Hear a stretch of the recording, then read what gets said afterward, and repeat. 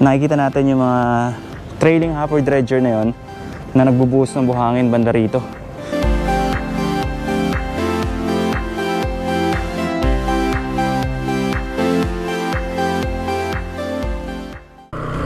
Alright, magandang araw sa inyo lahat. Nandito tayo ngayon sa may Mall of Asia at mag-a-update tayo sa may ongoing reclamation dito sa may Manila Bay, dito sa may SM by the Bay.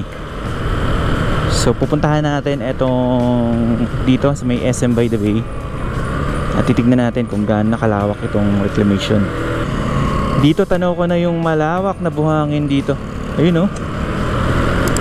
Dito tayo rito. Meron ako nakitang expansion na ginagawa dito sa may Mall of Asia. Yung Ecom 6. Dito lang banda yan sa likuran. And eto nga pala yung isa sa mga expansion dito sa may Mall of Asia. Etong ginagawa rito. Ayan o. Yung isang parking lot dito sa may Mall of Asia, gagawin na siyang building. Grabing lawak na. Eto baka soon gawing building din to Wala nang hindi na pinapaparkingan.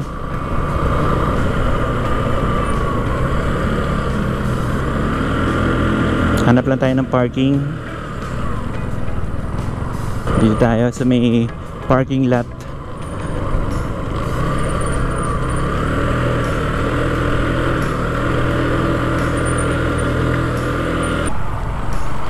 Ayan dito tanaw na natin yung buhangin.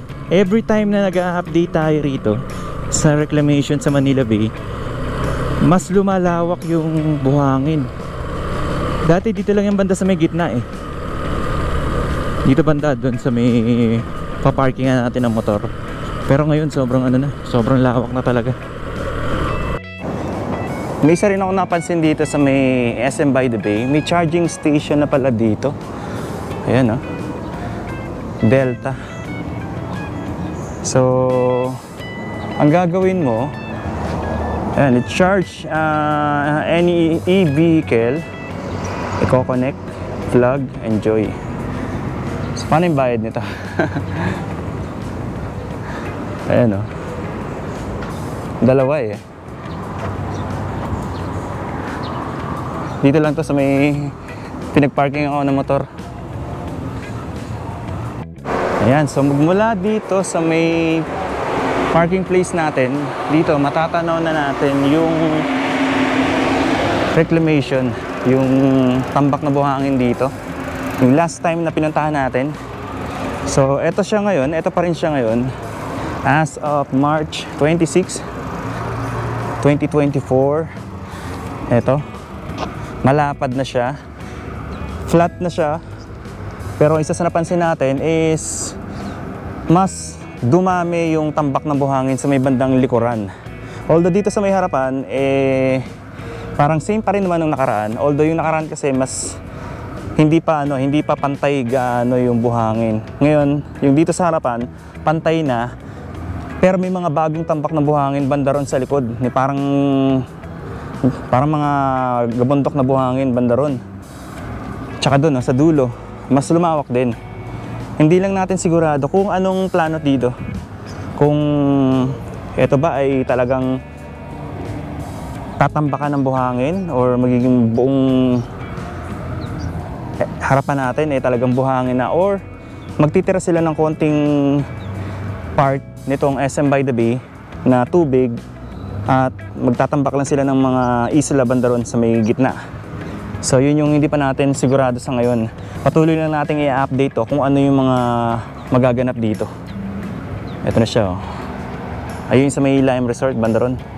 Tapos parang may mga tinambak na sila mga graba doon. Dito naman nakapark yung mga yate. Dito lang sa gilid ng SM by the Bay. Tapos yung banda ron, yung kalahati ng building, hindi na natin matanaw itong Lime Resort. Tapos may nakita nga tayo ng mga graba na tinambak dyan. Ito dalawang kumpol dito.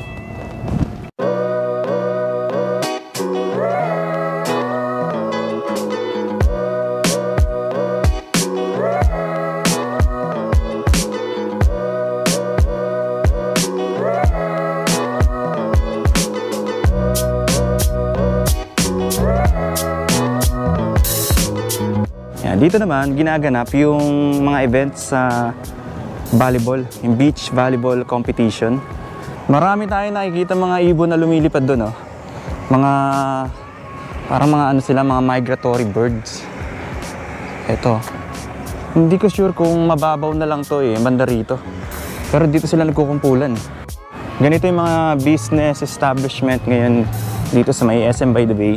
Pag ganitong oras, alas 12 ng tanghali, mukhang sarado pa naman ata to. Yung ilang mga restaurant dito, nakaligpit yung mga upuan. Pero ibang mga stall, sarado rin. Mangilan-ngilan lang yung nakabukas. Tahimik ngayon. Tanghali. Walang katao-tao talaga pala pagka tanghali dito sa MOA. Talagang ano lang, hapon tsaka gabi, maraming tao. Maganda rin pala mamasyal dito sa SM by the Bay pag ganitong oras. Pagka ayaw nyo nung crowded, yung gusto nyo maluwag yung space, walang ganong tao, ganitong oras pala maganda pumasyal dito, mga alas 12. Pero pagka gusto nyo yung maraming tao, marami kayo nakikita mga namamasyal, maganda pumunta rito pagka hapon or yung paggabi na.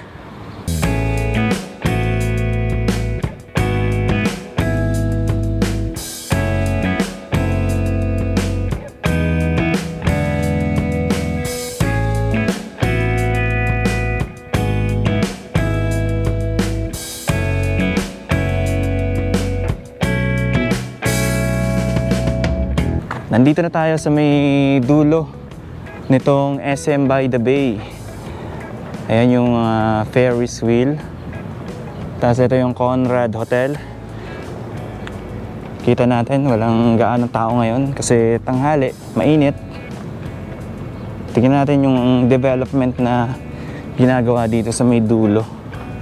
Dito, tanaw natin yung ilan sa mga tinambak na buhangin dito. Ayan, oh, banda ron. Ito, meron pa rito. Ayan, pahaba yan, pag ganun.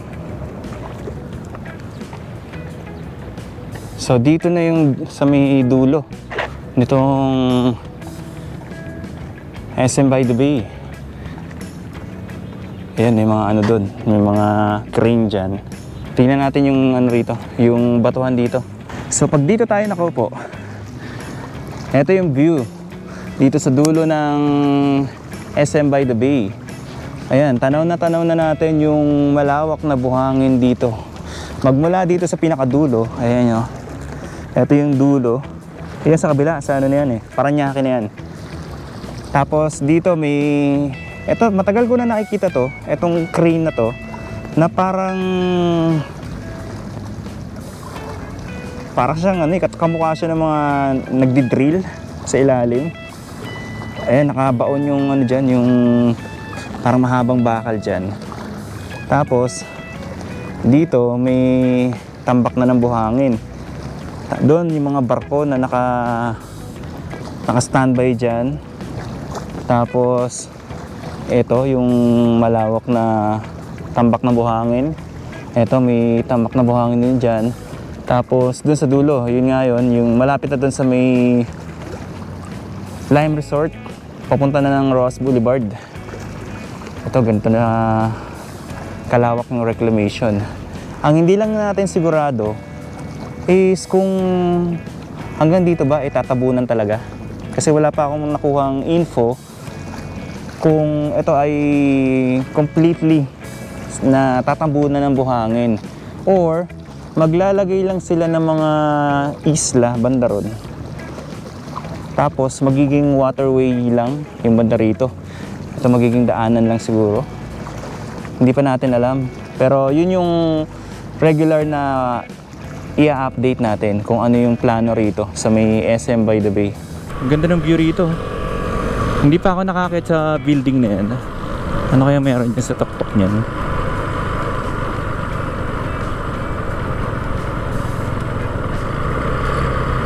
Dito na tayo sa may kanto ng JW Diokno Boulevard. Dito tanaw din natin yung reclamation banda rito.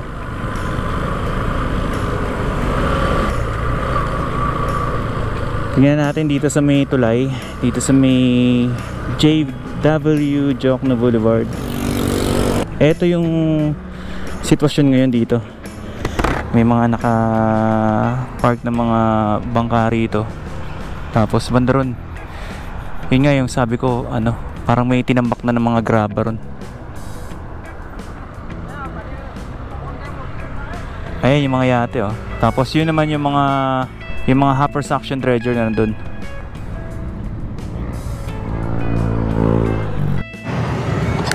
Ito naman ngayon yung sitwasyon dito sa may Lime Resort. Ayan, mas marami na ngayon yung crane na nandito. Yun yung napapansin ko. Mas marami ng crane and mas malawak na, tsaka mas patag na siya kumpara dati. Ayan, ganito na siya kalawak ngayon, oh. Tapos ayun yung bulldozer banda ron. Yung crane nandun, may mga nagbubuhos pa ng buhangin. Etong truck nagbubuhos ng buhangin dyan. At eto nga, itong sa may bandang seascape, ano na, parang natanggal na yung buhangin. Inalis na yung buhangin na dating tinambak dyan. Kasi nung last time na nag-a-update tayo, punong-puno na ng buhangin yan. Magmula doon sa may Paseo Palisok, dire-diretso na hanggang sa may seascape, natambakan na nila ng buhangin. Kaya pala, nakita natin dito sa may seascape na magbabalik daw yung view o yung bay view will return soon, sabi. So ganun pala yung mangyayari, parang inalis ulit nila yung tinambak nilang buhangin. Ayan, pinapatag, tapos etong truck tinatambak naman banda ron sa dulo.